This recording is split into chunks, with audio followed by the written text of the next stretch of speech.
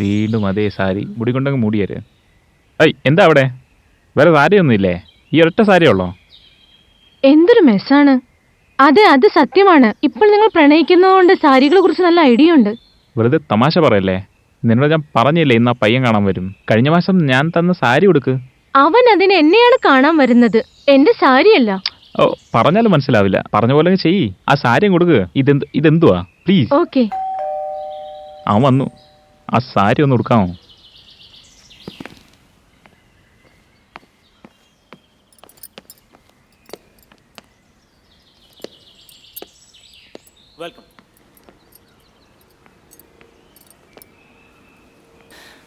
വരൂ വരൂ വരൂ. ചേച്ചി, ഇത് സോമൻ ചേട്ടൻ. സോമൻ ചേട്ടാ, ഇതെന്റെ ചേച്ചി. നമസ്കാരം. നമസ്കാരം. ഇരിക്കൂ. Please sit.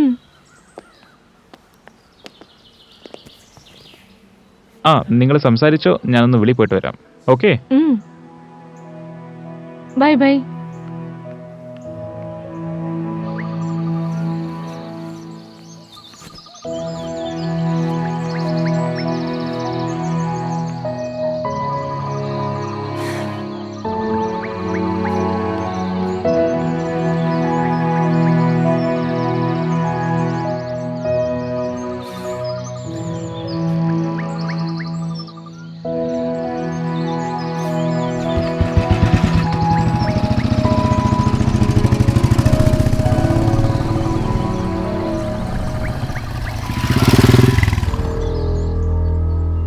കഴിഞ്ഞതും വേഗം വീട്ടിലേക്ക് മടങ്ങാം. അമ്മയുടെ ആരോഗ്യം വഷളായിക്കൊണ്ടിരിക്കുക.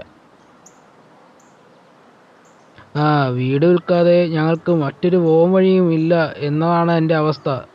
നിങ്ങൾക്ക് നല്ലത് തോന്നുന്നത് നിങ്ങൾ ചെയ്യുക. നിന്റെ കാര്യത്തിൽ ശ്രദ്ധ പുലർത്തുക. ശരി, ബൈ. ഞാൻ ഫോൺ വയ്ക്കുക. ഓ രമോ, പ്രധാനപ്പെട്ട എന്തോ കാര്യം നിങ്ങൾ എന്നോട് പറയണമെന്ന് പറഞ്ഞു. ഒന്നുമില്ല അങ്കിൾ, ഞാൻ ആൻറ്റിയെ കുറിച്ച് ചോദിക്കാനാ വന്നത്. എങ്ങനെയുണ്ട് അവർക്ക്? അവൾക്ക് സുഖമില്ല. നിനക്ക് മനസ്സിലായോ?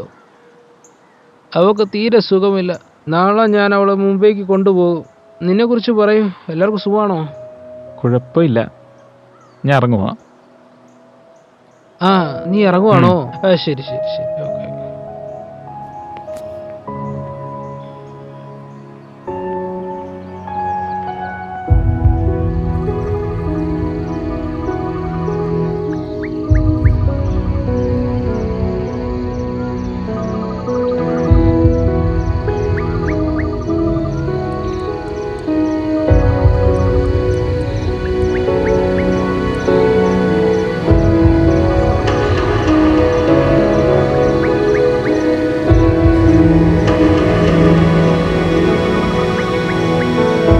ഇല്ല ഇല്ല, അത് ചെയ്തേ പറ്റൂ.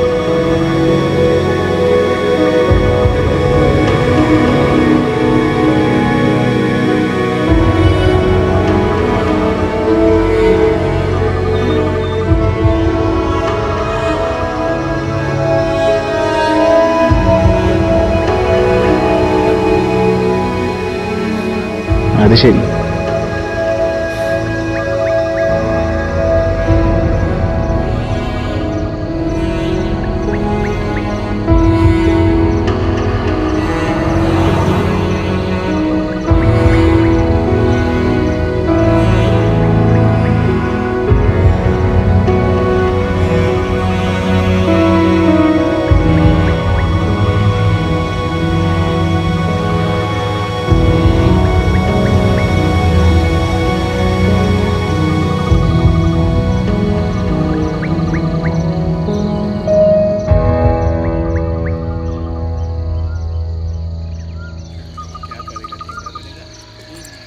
രമോബായ്, കൺഗ്രാറ്റ്സ്.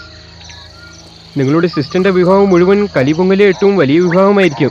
മാട്രിമോണി സിന്ദാബാദ്. ചേച്ചി ഒരു ഗായകിയും അളിയൻ ഒരു എഞ്ചിനീയറുമാണ്. Made for each other. ഒട്ടും ടെൻഷൻ എടുക്കേണ്ട. നിന്റെ സിസ്റ്ററിന്റെ കല്യാണത്തെക്കാൾ വലിയ കല്യാണം ഉണ്ടായാൽ ആ പന്തൽ പൊട്ടിക്കും, മനസ്സിലായോ? എന്താ ബ്രോ, നീ എന്താ മിണ്ടാത്തത്? ഒരു കല്യാണം അടിപൊളിയാക്കാൻ പൈസ വേണം. അപ്പം നിനക്ക് എന്ത് ടെൻഷനാ ഉള്ളത്? You are a shadow spinner bro. പ്ലാനുണ്ട്. കൂടെ കാണുമോ? എന്താണ് ബ്രോ പ്ലാൻ? കുർപ്പ തമാങ്. കുർപ്പത്തമാങ്, കലിമ്പൊങ്കിലെ 8 ധനികൻ. നീ അവനെ കുറിച്ചാണോ പറയുന്നത്? അയാൾക്കൊരു വീക്ക്നെസ് ഉണ്ട്. രജിത റോയ്. എന്നാൽ അവൻ മാരീഡ് ആണ്. Yes but not happy. രജിതയുടെ കൂടെ അഫെയർ ഉണ്ട്. So the plan. തുടക്കത്തിൽ ഞാൻ രജിത് റോയുടെ ഫോൺ ഹാക്ക് ചെയ്ത് മാൽവെയർ ഇൻസ്റ്റാൾ ചെയ്യും. അങ്ങനെ ആ ഫോണിൻ്റെ പവർ IC അല്ലെങ്കിൽ power integrated circuit completely destroy ആകും. അത് കാരണം ഫോൺ വീണ്ടും വീണ്ടും റീസ്റ്റാർട്ട് ആകും. On the other hand free switch ഉപയോഗിച്ച് കോളർ ID സ്പൂഫ് ചെയ്ത അവൾ കസ്റ്റമർ കെയറിൽ വിളിക്കാൻ ശ്രമിക്കുമ്പം ആ പ്രശ്നം ഒന്ന് മനസ്സിലാക്കാൻ the call will directly be directed to Dorji. And Dorji, ഞാൻ നിനക്കൊരു ആൻഡ്രോയിഡ് ആപ്ലിക്കേഷൻ തരാം, android.bloody.me. ഈ ആപ്ലിക്കേഷൻ അവളുടെ വീട്ടിൽ ഫോൺ റിപ്പയർ ചെയ്യാൻ പോകുമ്പം അപ്പോൾ ഡയറക്റ്റ്ലി അവളുടെ ഫോണിൽ ഇൻസ്റ്റാൾ ചെയ്യുക. And do not freak out when you go there.